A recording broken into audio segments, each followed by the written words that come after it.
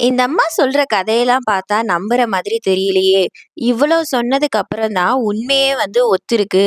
இது குடுத்த கம்ப்ளைண்ட்டுக்கும், அதுக்கும் சம்மந்தமே இல்ல. 2ம் வெவ்வேறா இருக்கே! இந்த அம்மாவ நம்பவே முடியலையே! வெளிய விசாரிச்ச வரைக்கும் பார்த்தீங்க அப்டின்னா, இந்த குடும்பம் பாக்கி குடும்பத்து மேல தான் நெறைய புகார் குடுக்குறாங்க. கடன் நெறைய வாங்கியிருக்காங்க. அந்த மாரிலாம் இருந்தாலும், இப்ப அவங்க அவங்க பொண்ணுல வரதட்சணை கேஸ் குடுத்துருக்காங்க. இத எங்களால கன்சல்ட் பண்ணாம இருக்க முடியாது. நாங்க இத பத்தி முழுமையா விசாரிச்சதுக்கு அப்புறம் தான் ஒரு தீர்மானத்துக்கு வர முடியும் அப்படின்னு இன்ஸ்பெக்டர் பாண்டியன் குடும்பத்துக்கிட்டயும், சக்திவேல் முத்துவேல் கிட்டயும் சொல்றாங்க. சக்திவேலும், முத்துவேலும் எவ்வளவோ ட்ரை பண்றாங்க. இல்ல நீங்க அட்லீஸ்ட் எங்களுக்கு விசாரிக்கணும். விசாரிச்சதுக்கு அப்புறம் தான் நீங்க அடுத்த ஸ்டெப் போகணுன்றது இன்ஸ்பெக்டருக்கும் அது புரியுது. அவங்களாலயும் நம்ப முடியல. 100% பாக்கியத்தையும் என்னால நம்ப முடியல. இருந்தாலும் எனக்கு மேலிடத்துல இருந்து பிரஷர் வருது. நெறைய கால்ஸ் மேல கால்ஸ் வருது. அடுத்து என்ன ஸ்டெப் எடுத்தீங்கன்னு கேட்குறாங்க. அதனால கண்டிப்பா நான் என்னால இந்த போலீஸ் ஸ்டேஷன்ல எல்லாரையுமே வச்சிருக்க முடியாது. எஃப்ஐஆர் போடாம ஒரு நாள் ஃபுல்லா போலீஸ் ஸ்டேஷன்ல வைக்க முடியாது. விசாரிக்கவும் ஒரு நாள்லயே எங்களால விசாரிக்கவும் முடியாது. அதனால கண்டிப்பா நாங்க எஃப்ஐஆர் போட்டு தான் ஆகணும். எங்களுக்கு எந்த வேற வழியும் தெரியல. எஃப்ஐஆர் போட்டு ஜெயில்ல தான் ஒரு நாள் நைட்டு இருக்கிற மாதிரி இருக்கும். எல்லாரும் ஜெயிலுக்கு போகணும் அப்படின்னு இன்ஸ்பெக்டர் சக்திவேலு கிட்டயும், முத்துவேல் கிட்டயும் எல்லாத்தையும் சொல்லிட்டு இருக்காங்க. என் வேலைய தயவு செஞ்சு என்ன பார்க்க விடுங்க அப்படின்னு இன்ஸ்பெக்டர் ரெக்வெஸ்ட் பண்ணி கேட்குறாங்க. ஒருவேளை உங்க சைடு தான் உண்மை இருக்கும் அப்படின்னு நீங்க நம்புறீங்க அப்படின்னா, அதுக்கான சாட்சிய ரெடி பண்ண பாருங்க. ஏன்னா இது வரதட்சணை கேஸு. வரதட்சணை கேஸ்னா கண்டிப்பா கோர்ட்ல தான் நீங்க பேசுற மாதிரி இருக்கும். உங்களோட சாட்சி கரெக்ட்டா இருந்துச்சு அப்படின்னா, கண்டிப்பா உங்களுக்கான நியாயம் உங்களுக்கு கிடைக்கும். போய் சாட்சிய ரெடி பண்ண விடுங்க. எங்கள எங்க வேலைய பார்க்க விடுங்கன்னு இன்ஸ்பெக்டர் சொல்றாங்க. இன்ஸ்பெக்டருக்குமே என்ன சந்தேகம் அப்டின்னா, ஒரு வேள பாண்டியன் குடும்பத்து மேல தான் உண்மை இருக்குமோ! சாட்சிகள்லாம் வச்சு, அவங்க விசாரணை வச்சு பாண்டியன் மேல ஒரு வேள உண்மை இருக்குமோ! ஆனா அத நாங்க என்ன எதுவும் பண்ண முடியாது. அவங்க கேஸ் குடுத்துருக்காங்க. நீங்க கோர்ட்ல இருக்க சாட்சியெல்லாம் ரெடி பண்ண ஏற்பாடு பண்ணுங்க அப்டின்னு சொல்லிட்டாங்க. அதுக்கு கதிர் நாங்க கால்ல கூட கெஞ்சி கேட்கிறேன் மேடம். எங்கள வேணா நீங்க கூட்டிட்டு போங்க. ஆனா இந்த 2 பிள்ளைங்கள மட்டும் விட்டுருங்க. ராஜியையும் சரி, அ அரசியையும் சரி 2 பேரையும் விட்டுருங்க. அவங்க 2 பேருக்கு என்ன தெரியும்? அப்படி கேஸ் குடுத்திருந்தாலும் அவங்களுக்கு இதுல இன்வால்வ் பண்றதுக்கு அவசியமே கிடையாது. ராஜி பாத்தீங்கன்னா, அவளும் இன்னொரு ஒரு மருமக தான். அரசி எங்க வீட்டோட கடைசி பொண்ணு. இவங்க 2 பேருக்கும் வரதட்சணைலாம் பத்தி என்ன மேடம் தெரியும்? இவங்கள கூட்டிட்டு போறதுல நியாயமே இல்ல. நான் உங்க கால்ல கூட விழுந்து கேட்கிறேன். அட்லீஸ்ட் இவங்க 2 பேரையாவது விடுங்க. நாங்க வரோம் அப்படின்ற மாரி சொல்றாங்க. முத்துவேலும், சக்திவேலும் அதே தான் சொல்றாங்க. மேடம் என் பொண்ணு ரொம்ப சின்ன பொண்ணு. அவளுக்கு இதெல்லாம் வரதட்சணை கொடுமை பண்ணணுன்ற அவசியம் கிடையாது. நீங்க வேணும்னா அந்த வீட்டோட பெரிய ஆட்கள மட்டும் கூட்டிட்டு போய் விசாரணை பண்ணுங்க. ஆனா இந்த குடும்பத்து மேல எந்த ஒரு தப்புமே இல்ல அப்படின்னு சொல்றத சொல்றாங்க. இத கேட்டுட்டு இன்ஸ்பெக்டருமே ஆமா சரி, சரி பொண்ணுங்க லைஃப் இருக்கு. ராஜியும் அடுத்து இன்ஸ்பெக்டர் ஆகணும்னு நினைக்கிறாங்க. அரசியும் இப்ப தான் காலேஜ் படிச்சுட்டு இருக்காங்க. ஸோ இவங்க எந்த பிரச்சனையில அவங்க பேர் இருந்தாலும், உண்மையா இருந்ததுன்னா நாங்க கண்டிப்பா திருப்பி அரெஸ்ட் பண்ணி கூட்டிட்டு போகுற மாதிரி இருக்கும்.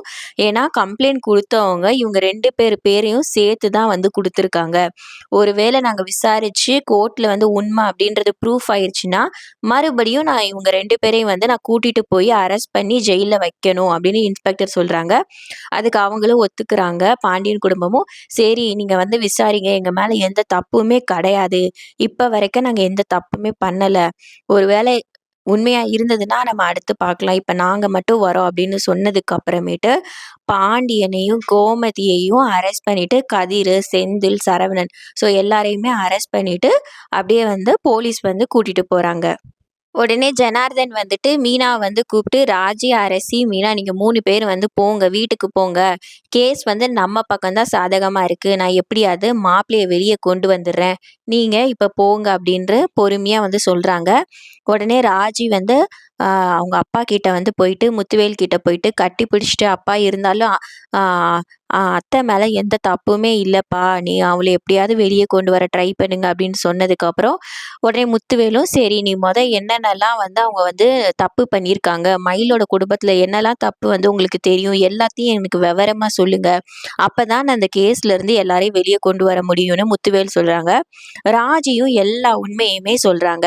நகை விஷயத்துல ஆரம்பிச்சு, குழந்தை விஷயம் வரைக்கும் மயில் பண்ண எல்லா தப்பையும் சொல்றாங்க.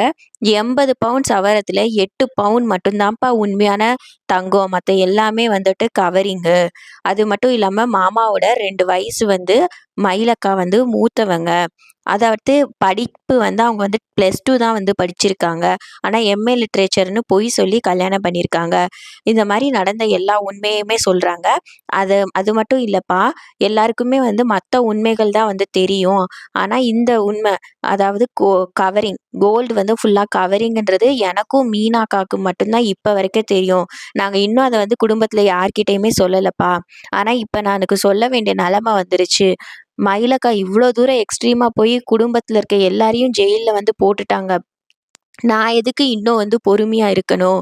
அதனால நான் எல்லா உண்மையும் சொல்லிர்றேன்ட்டு, எல்லா உண்மையும் சொன்னதுக்கப்புறம் முத்துவேல் வந்து சொல்றாங்க, "இந்த ஒரு இதெல்லாம் போதும். கண்டிப்பா இது பொய்ன்னு ப்ரூஃப் பண்ணிர்லாம். வரதட்சணை கொடும பொய்ன்னு ப்ரூஃப் பண்ணலாம். அப்பா அப்பாவும், சித்தப்பாவும் எப்படியாவது வெளிய கொண்டு வந்துருவோம்ன்னு" சொல்லிட்டு சமாதானப்படுத்துறாங்க. அதுக்கப்புறம் முத்துவேலு, சக்திவேலு ரொம்ப யோசிச்சுட்டு இருக்காங்க. அப்ப சக்திவேல் வந்து ஒரு ஐடியா வந்து குடுக்குறாங்க. இப்ப நம்ம வந்து என்னதான் சாட்சி சொன்னாலும் நம்ம குடும்பத்துக்குள்ள வந்து சொன்ன மாதிரி ஆயிரும். ஆ நகை வந்து கவரிங் அப்படின்னு நம்ம பொண்ணும் சரி, மீனாவும் சரி வந்து சொன்னாங்க அப்படின்னா, யாரும் இத நம்ப போறது கிடையாது. நம்ம குடும்பத்துக்குள்ளேயே இருந்தாகணும். 3வது மனுஷன் யாராவது வந்து சாட்சி சொன்னா தான் இத வந்து நம்புவாங்க அப்படின்னு சொல்றப்ப தான் சக்திவேல் வந்து சொல்றாங்க, "நம்ம டாக்டர கூப்பிட்டா என்ன?" அப்படின்னுட்டு. ஏன்னா, மயில் வந்து செக்கப் பண்ண டாக்டர் ஸ்டார்ட்டிங்ல இருந்து செக்கப் பண்ண டாக்டர் கிட்ட வந்து கூட்டிட்டு போனா, அந்த சர்டிஃபிகேட்ஸ்லாம் வந்து பார்த்தா, டாக்டர் வந்து சொல்லிருவாங்கல்ல, இந்த பொண்ணு வந்து பிரெக்னன்ட்டே இல்ல, போலியா நடிச்சிருக்கா அப்படின்றத 3வது பெர்சனான டாக்டர் சொன்னா கண்டிப்பா நம்புவாங்க அப்படின்னு சொன்னதுக்கப்புறம், இது நல்ல யோசனை அப்படின்னு சொல்லிட்டு முத்துவேலு என்ன சொல்றாங்கன்னா, ராஜி கிட்ட போயிட்டு எல்லா உங்கள சர்டிஃபிகேட்ஸ்லாம் வந்து குடுங்க அப்படின்னு சொல்றப்ப, ஆமாப்பா எல்லா ரிப்போர்ட்டும் எங்க கிட்ட தான் வந்து இருக்கு. அக்கா வந்து எதையுமே எடுத்துட்டு போகல. வீட்ல தான் வச்சுட்டு போயிருக்காங்க. நான் எல்லா ரிப்போர்ட்டையுமே நான் வந்து உங்ககிட்ட வந்து கொண்டு வந்து குடுக்குறேன்ப்பா அப்படின்னு சொல்றாங்க. வீட்டுக்கு வந்து போயிடுறாங்க. உடனே மீனா சொல்றாங்க, "நீ ராஜிய பார்த்துட்டு வீட்ல இரு. நான் போயிட்டு அப்பா கிட்ட போயிட்டு நான் டாக்குமெண்ட்ஸ் எல்லாம் குடுத்துட்டு வந்துடுறேன்" அப்படின்னு சொன்னதுக்கு அப்புறமும் ராஜியும் சரின்னு டாக்குமெண்ட்ஸ், ரிப்போர்ட்ஸ் எல்லாத்தையுமே குடுக்குறாங்க. அதோட தங்கமயிலோட ஃபோட்டோ எல்லாத்தையுமே குடுத்து விடுறாங்க. முத்துவேலும் அதெல்லாம் வந்து எடுத்துட்டு டாக்டர் கிட்ட வந்து போறாங்க. முத்துவேலு, சக்திவேலு 2 பேருமே டாக்டர் கிட்ட வந்து போறாங்க. அங்க நடந்ததெல்லாம் வந்து சொல்றாங்க. "டாக்டர், இந்த மாதிரி ஒரு பொண்ணு வந்து உங்ககிட்ட வந்து செக்கப் வந்து வந்திருக்காங்களா?" அப்படின்னு தங்கமயிலோட ஃபோட்டோவ காமிச்சு வந்து சொல்றாங்க. இந்த அவங்க டாக்டர் அதுக்கு "நெறைய பேர் இங்க வருவாங்க. எனக்கு கரெக்ட்டா தெரியல இந்த பொண்ணு வந்திருக்கா" அப்படின்னு சொன்னதுக்கு, "இல்ல டாக்டர், நல்லா பார்த்து சொல்லுங்க. ஏன்னா இந்த பொண்ணால இப்போ ஒரு குடும்பமே வந்து ஜெயில்ல வந்து இருக்கு. இந்த பொண்ணு வந்து உண்டே ஆகல அப்படின்னு நீங்க தான் வந்து சொல்லியிருக்கீங்க, பிரெக்னன்ட் ஆகலன்னு. ஆனா இந்த பொண்ணோட வீட்ல என்ன சொல்லியிருக்காங்கன்னா, இவ வந்து பிரெக்னன்ட் ஆயி வீட்ல வந்து பண்ண கொடுமைலாம் வந்து தாங்க முடியாம தான் வந்துட்டு அத வந்து அதனால இப்ப அந்த குடும்பமே வந்து ஜெயில்ல இருக்கு. நீங்க தான் ஏதாவது வந்து ஒரு வழி சொல்லணும்.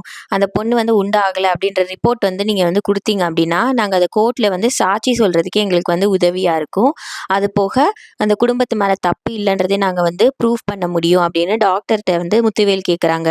டாக்டருமே சொல்றாங்க, "நான் வந்து ரிப்போர்ட் வந்து குடுக்குறேன். நான் வந்து உண்மைய தான் நான் வந்து சொல்லுவேன். நான் இங்க வர எல்லாருக்குமே நல்லது நடக்கும்னு தான் நெனைக்கிறேன்" அப்படின்னு சொல்லிட்டு டாக்டர் சொல்றாங்க. அதுக்கு முத்துவேல் வந்து ரெக்வெஸ்ட் வைக்கிறாங்க, "டாக்டர், நீங்க வந்து இந்த மாரி கோர்ட்ல வந்து சொல்றப்ப, நீங்க இந்த ரிப்போர்ட்ட விட நீங்களே வந்து சொன்னீங்கன்னா, சாட்சி சொன்னீங்கன்னா எங்களுக்கு ரொம்பவே வசதியா இருக்கும்" அப்படின்னு.